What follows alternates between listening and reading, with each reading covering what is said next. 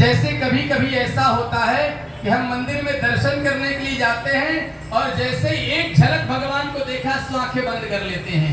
पुजारी ने कहा भैया आप दर्शन करने के लिए आए हो, आंख खोल के भगवान को देखो।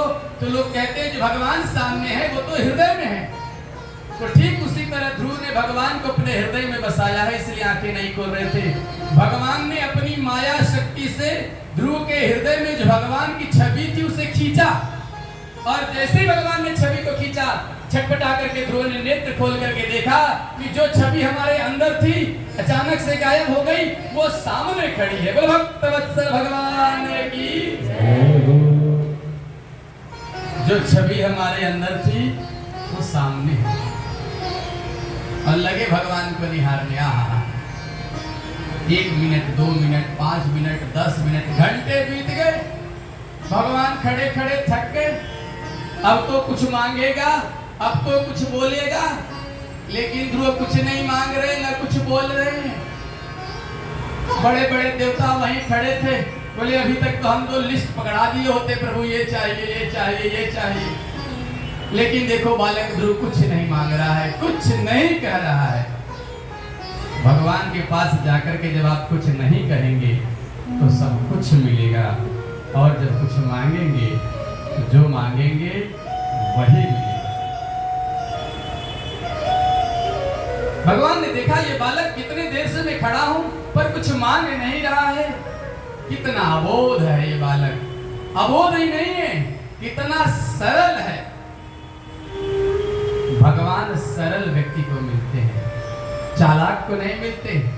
जिसके अंदर चालाक होता है ना, जो भगवान इसको नहीं मिलते।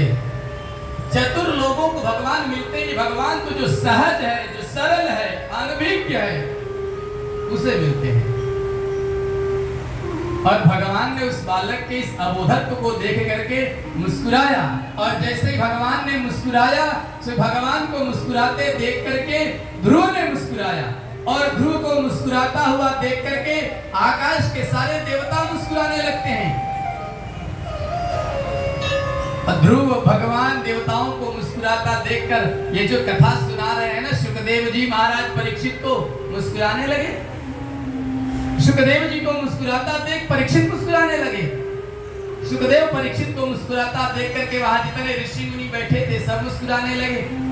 और वहीं खाली लोग नहीं मुस्कुरा रहे हैं, यहाँ भी लोगों की बत्ती सी दिख रही है। बोलो राधे राधे। किसी ने पूछा ये सब काहे हंस रहे हैं? बोले इतने सुंदर झांकी देख करके कौन नहीं हंसेगा। बोले फिर वहां महाराज परीक्षित क्यों हंसे? बोले महाराज परीक्षित इसलिए हंसे क्योंकि सुखदेव जी हंसे। सुखदेव जी क्यों हंसे? क्योंकि बालक ध्रुव ने हंसा, इसलिए सुखदेव जी हंसे। बोले बालक ध्रुव क्यों हंसा? बालक ध्रुव इसलिए हंसे क्योंकि भगवान हंसे, इसलिए ध्रुव हंसे। भगवान क्यों हंसे? भगवान इसलिए हंसे कि देखो इतनी कठोर तपस्या किया है, मैं इसके सामने खड़ा हूं पर ये कुछ नहीं मांग रहा है। अभी दूसरे होते तो लिस्ट पकड़ा दिए होते, ये चाहिए, ये चाहिए, ये चाहिए, सुख संपत्ति धन ऐश्वर्य क्या क्या तो लिस्ट पकड़ा दिया होता, लेकिन कुछ नहीं मांग रहा है ये बालक। उसके इस सरलता पर भगवान मुस्कुराए। भगवान समझ गए इसे कुछ ज्ञान है नहीं, तो भगवान जो शंख लिए थे, अपना शंख उसके कपोल में भगवान ने स्पर्श कराया। कपोल मतलब गाल में भगवान ने शंख को स्पर्श किया, और जैसे ही शंख का स्पर्श हुआ संपूर्ण वेद वेदांत का ज्ञान ध्रुव के हृदय में हो गया। मूकं करोति वाचालं पंगुं लंघयते गिरिं यत्कृपातमहं वन्दे परमानंद माधवम।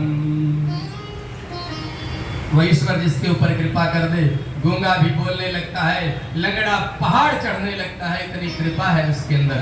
जैसे ही शंख को स्पर्श कराया संपूर्ण वेद वेदांत का ज्ञान हो गया, और बहुत सुंदर भगवान की स्तुति गाया ध्रुव जी ने। योन्तः प्रविश